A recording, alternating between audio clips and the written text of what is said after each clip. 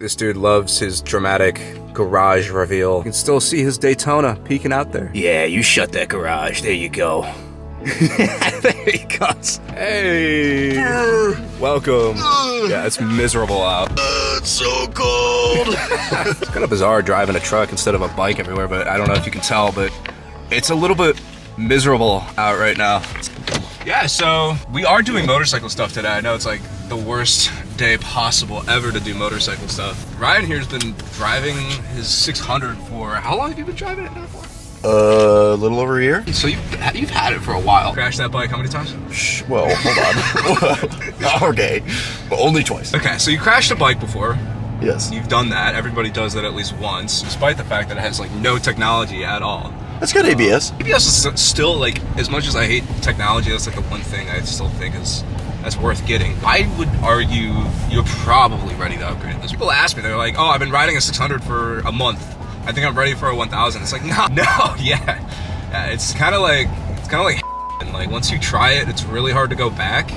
And that's the comparison. Yeah, I mean, it's a pretty fair comparison in my opinion, because once you try it, I can't go without a 1000 now. It's not always a do-all bike. You like your 600. Like, I love it. There's no problems with this. That's why it's like, you don't need a 1000. They're just, I mean. Lord, if you hear me right now, you will flip that. I don't know if I can swear. I don't know if this is still a part of the intro. That MF'er. Flip it.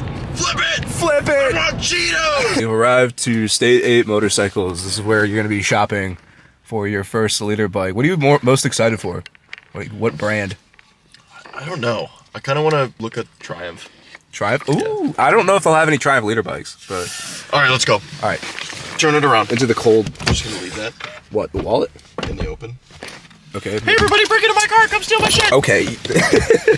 I'll hide it. All right, cool. Ryan already ran off to the bathroom, but I was just looking at the RSV4s, dude. The white on this is insane. I really like the color on this. Like, it's actually like kind of fire. First one, RSV4. What do you think? I'll take it. Wrap it up. I was just saying the color was pretty sweet. All right, this first one, RSV4. What do you think? What's your opinion on this? Scary. So one of our buddies has one of these bikes, and it's kind of like, it's ruined our opinion in our friend group of these bikes a little bit because of all the problems that he had with that. I could probably cut in a video of him actually like having problems with his. And the problem is these bikes are really expensive too. Like, they are the Italian spice. Like, oh, they're the Italianist? Yeah. It's kind of like Ducati and stuff, and like, yeah, they sound great. They're like a lot of high quality parts, like Brembo brakes and the suspension and the really high quality paint, all that stuff. And they updated it for 2025 and gave it a bigger screen, all the 9 yards and stuff. But actually, no, they come with a pretty good warranty too. Isn't it like 2 years? It's like a 2-year warranty, which is good, but you're probably gonna use it. Yeah, no, you need it. You need it. The problem is, I don't live close enough to an Aprilia dealership. These guys are about over 30 minutes away from me at this point, so I could, but do you feel like spending 27 grand on one, like on your only bike and have it like have problems all the time? Let's go look at the Japanese bikes. Yeah, let's go do that. Next up, R1, dude. What do you think? Do these always have like this shield on there? Mine didn't. I don't know. Is this a... Well, yours was black. I think this is a 18? It could be a 19. I don't know. Mine was black. Yeah, it didn't have this paint thing. 17. Oh, it's a 17? Really? Okay. Because I saw the engine case was black, and so I was like, I thought they changed the engine case to be black in 2018, so that's why I was so confused. So this is a 17. So this is pretty much the same thing as Evans. It only has the up quick shifter. It doesn't have down. It's a little bit weird. Evans is like that too? Yeah. You only shift up. It's got an aftermarket like fuel filler thing?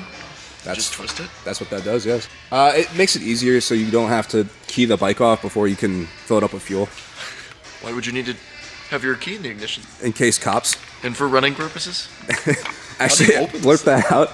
I gotta blurp that out. No, we can't have that in the video. Safety first. It's yes, for safety and speed. Just safety. Yeah. Safety. Does this have the same screen as Evans? Yes. They literally in the new 2025s, it's still the same thing. Same screen, same like. I think they changed the suspension. They gave it better brakes. In fact, dude, not a lot of people. I don't know if I told you this, so I'm just gonna say it for the video. The R1M, the new R1M, does not have Brembo brakes. Only the base model. Yeah, no, for real. Does that mean that the R1M brakes are better? No, the R1M brakes are worse because it uses the same like old R1 brakes that this one has. Yeah, the R1M still uses these old Yamaha brakes, and the 2025, so the 2025 R1M uses the old style. The new 2025 base model R1 uses Brembos. It's literally, if you look it up, yeah, that's how it works. It's horrible. Yes. He's the guy. Why would they use worse brakes on a higher level? Doesn't make any sense to me. I don't know why they did that. It seems like if you I want to see tests. I want to see instrumented tests. Yeah, what are those two dudes you showed me where they like do really good bike reviews? Revzilla, I think. Probably. Ari and Yes. Yeah. Yes. So if you want a better R1, get the base model for 2025. Unless you like really have to have the suspension, but I think better brakes are better than suspension. I want to see a comparison. I think the Brembos are going to be better. The Just R1 brakes suck. Buy both, and then we'll swap. Anyway. I like the R1 a lot. After like riding Evans, after riding yours, I really liked yours. I remember riding that down to the pier that one time and just like popping flames out the back. It was definitely fun. Riding down the pier, popping flames out the back with the quick downshifter. Yeah. I just remember like hearing it and then looking back and going, ooh. Wait, how much you want to bet this one also has a little swing arm scratch? I made a YouTube short about this. Yeah, it does. Look at that. There's a little swing arm scratch. They all have it, bro. I don't know what's with these old R1s. Where? Yeah, no matter, like, even if you tighten the chain perfectly, the chain still scratches the swing arm. It's really irritating. Oh, what are these tires this dude put on it, too? Ew. Ew. But are the ew? I don't like that. I don't know, sick bike, though. I would totally get another R1 if I had the space, but... I did really like the R1. It's just like... That bike is allergic to going any speed less than 30 miles an hour. How about we do the Gixxer next? Yeah, you like Gixxers, don't you? I actually know literally nothing about a Gixxer. This is the Gixxer Thou. I was actually considering getting one of these for a little bit. One? Yeah. Is it new? This is, the color is new for 25, but, like, it's been the exact same bike the for... tires are new. Oh, yeah, this is brand new. Is it really? Yeah. It looks not. What do you mean? I don't know. I feel like I've seen that front end on every Gixxer like since the dawn of me riding a motorcycle. I mean, they updated this in 2017 and have not touched it since. That's why people make fun of these bikes. It's because they're so outdated. I thought they had like some weird stigma. They do. No, people make fun of these bikes. Like, the joke is like, I'm not gonna get into it. I'm not really trying to go there, but yeah, people make fun of these bikes just mainly because they're old. They're just outdated, which I think actually like helps the bike. Like, as I've ridden more and more, I think technology hurts you when you're trying to ride your bike, and so there can be an advantage to buying something that doesn't have any tech. No, I was gonna say the seats may be more comfortable than the R1, but definitely not. It's kind of like the Civic of the bike world, kind of in the sense that, like, you know, like the old Civics where you can boost to like 1,000 horsepower. Like they can actually take it. Yeah. Now these things are actually like 200 horsepower. Like, that's what's cool. Even though it's old, they're still pretty freaking fast. So it's got Brembos too. Does it? Yeah, it does. It doesn't feel like super wide, which I like. It's one of my biggest gripes when I was looking at 600s is like I didn't want it to feel like a jet ski, and I actually don't really get that from this, surprisingly. I thought it would feel wider. I don't know, I like the R1 though. The Aprilia feels wide. That thing's big. Yeah. That's a big bike. It's heavy. These are, I don't know the weight, but I'm pretty sure they're lighter than most bikes. I don't know, I still don't think that they're bad looking bikes. They do look a little bit more awkward compared to other leader bikes these days, but for the price, not bad. Totally valid options in my opinion still. I think they're up to like 16 now, but like compare that to like other leader bikes, like the R1's like almost 19 now. Yeah, that's why I'm like, this is the ZX-10. Okay, here we go. You like that green? Oh yeah, it's my favorite. You know how much I love neon green. These are cool because it's like the only Japanese leader bike, I think, with cruise control, which is a good thing. It immediately feels way wider. Yeah, no, I'm pretty sure it's the heaviest Japanese bike, so it's quite the big girl. More so than the Hondas? Yeah, no, the Hondas, I think it's either a tie or maybe the Honda has it beat a little bit, like the hefty girl. Now, is it like in the rule books that when you're building a leader bike, you're required to make the seat as uncomfortable as possible? That seat's actually not that bad. What are you talking about? I think it sucks. You're gonna beat your Daytona. Well, yeah, I like that bike. It's kind of perfect. Speaking of perfect, let's see. Triumph have anything? What's the most leaderist leader bike here? They have a Speed Triple. This is like the naked version of what you had that I really loved. I had the RR. It was good, but like it wasn't great. The electronics were holding it back. Yeah, these are quite light. I don't know. It doesn't have it listed. Oh, it does. 440 pounds. Actually, that's quite heavy. Except 40 pounds heavier than my bike. Yeah. But it's also a 1200cc. I was going to say a brand new Panigale V4 is going to be like 420 pounds. That's actually quite heavy. I don't know. How's it feel? Comfortable. Yeah. It definitely sits taller than the RR, right? No, I'm pretty sure they have the exact same seating position. Really? Or not seating position, but like the same rider height. It's just the pegs and the bars are a little bit more comfortable than the fairing one. I don't know, it feels taller. These are expensive bikes. Like, this is 19 grand, I'm pretty sure, and the RR is like 24 or something like that. Yeah, that's like before they try to discount it because they still have new 2023s on the lot. Yeah, this one's a 24, and this is December of 24, so. You know what? I'm going to let you make your own opinion on this. How do you feel? Smaller? As someone who currently owns a Daytona 675, this is a 660. This is brand new for 25, like they brought it out. And the screen looks like kind of disappointing. yeah. I mean, I was expecting like something close to a TFT. So the difference between this bike and your Daytona, this one only makes, I think, like 90, 100 horsepower. It makes 95 horsepower. Your Daytona makes 120. 120? Yeah. It revs way lower, has a steel frame as opposed to an aluminum one. You notice how they brought the bars up too? Oh, shit, yeah. So that kind of, I don't know, to me it takes away from the... It feels less like a sport bike. Yep, that's exactly what it is. It's more of a sport touring. That makes a little more sense then. Is that sad? How much are these? These I think are like 10 grand. Like, it's not priced that bad for what it is, but... But also, like, for less on the used market, you get proper Daytona. I mean, you can get for 7, 8 grand, you can get a 675, maybe even less than that. I don't know. I mean, it's pretty. It says Daytona. I like that. I like that sort of thing. It says Triumph, but to me it was severely disappointing. I did not like it at all. Did you ride one? I have not, but I have not heard great things from people who did. Everyone kind of has the same consensus that like these are very boring to ride. It's kind of like an MT-07 where it's just like it does its job, but not like to a very exciting degree. So yeah. That's why it's kind of like, I don't know. This is also not a leader bike. This is like below what you have right now. So that's fair. I don't want to downgrade. You know. Yeah. Came back to the R1. You know, I do like it. I don't know. And I've like had the most seat time. I think like it would be hard to choose for me. It would be hard to choose between this and an S1000. But like after the absolute dumpster fire of an ownership experience you've had with yours, I'm drawn to that brand. And when you had yours, it was such a good time to ride. But like if I can't enjoy it because I'm worrying about a leaky fork seal, or if I'm worrying about my quick shifter not working, that just sounds like not fun. And like if I'm gonna get rid of the Daytona for that, I want that to work more reliably. That's why I'm like, okay, R1 seems like a better solution to that, but probably not this one in particular, but maybe not this one in particular. But I thought they were gonna get rid of this for 25, and then they somehow brought it back to the US with wings and like better brakes and suspension and better internals and all that. Like the new one actually does seem like it's worth it. So I don't know if you're a little bit patient, it might be worth waiting a little bit longer. So no, I want it now. I want to ride on my 12-degree day. Yeah, all the salt in the road would just be great for it. I ordered an R9. I have I have a Yamaha coming. Should I cancel the R9 order and just get an R1 instead? I don't know. Probably not. Probably not a good idea. Yeah, I'm trying to stay out of trouble, bro. I want to stay out of trouble, and I feel like the R9 would be great for like wheelies and track riding and stuff. Oh, he's still got that friggin' boot. I know. I'm just being careful at this point. I don't want to make it worse. At least you're not riding on it. No. Riding season's kind of...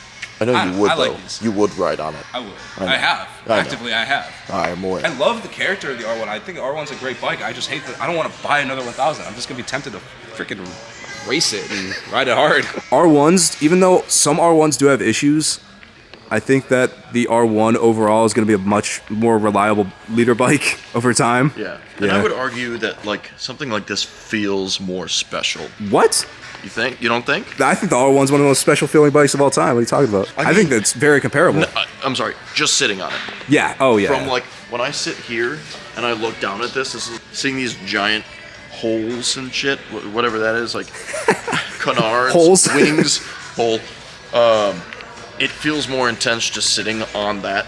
Granted, like I don't know what I'm talking about. I started riding 2 years ago, so like I look at this and go, wow, that looks like it's gonna eat me. And I look at that and I'm like, maybe I can wring that by its neck. I think they're pretty comparable, like low speed stuff. But yeah, this is definitely with that But I'm also used to hearing Brian's. Aprilia reliability. He has the same problem. Cut that out. I know Aprilia as a company is very proud of their bikes, and like that's cool. Like they make very cool bikes. It's just the problem of I don't know. Our personal friend is Aprilia is one of the only people I know with an Aprilia around our area. His ownership experience has just not been great, so that's why I'm like what about I'm hesitant. Fireblade? Dude, he abuses that Fireblade. Are you kidding me? I know. The Honda. Wait, do they not have the Honda here? Ah, here she is. She's hiding. The Mini Blade. She is available. She's available. Sweet. She's single. What do you think? What's your impression? I like it. I think the Fireblade is like, I'm sorry, well, I guess the 1000s I do think are some of the best looking bikes, in my personal opinion. Beauty is in the eye of the beholder. It looks really sharp. It's my first time seeing one. Like, I haven't even seen pictures of it either. As compared to Brian's Triple R. Old Brian's is cooler. Okay. Duh. It's also like double the price, so. Yeah, is it double the bike? People call this like the boring 1000. And I'm like, is there really a boring 1000? That seems like a weird statement to me, but I haven't ridden one, so I don't really know. But I don't know, the quality on them to me has always struck out as like very high quality for what you pay. yeah. They're a little bit cheaper than the other ones, and And I would just expect it to like hold up better. Like, Oh, yeah. Hold up. It's a Honda. Like, there's a certain expectation you have with Honda. It's got pearl paint. I like the pearl paint. probably scratch up as soon as you look at it. Well, the Triumphs has been fine, but I don't know like how the paint quality between the two bikes would be. I don't know. I like this a lot. It I looks think really white nice. probably hides small scratches better than most, but So like, why is this considered someone who doesn't know better? Treat me as a child. Why is this like the boring 1000? Like, is it just the strict amount of horsepower? Is it its capabilities? Is it the tech? Does it not have like wheelie control? no, it has all the tech. It's just the tech is a little bit older. It only has like 160 horsepower, I think. It definitely is a lot less horsepower than some of the other later bikes, unfortunately. The R1, I think, has 180, maybe a little bit over 180 horsepower. Still less than some of the other European later bikes, but it's still like more than this.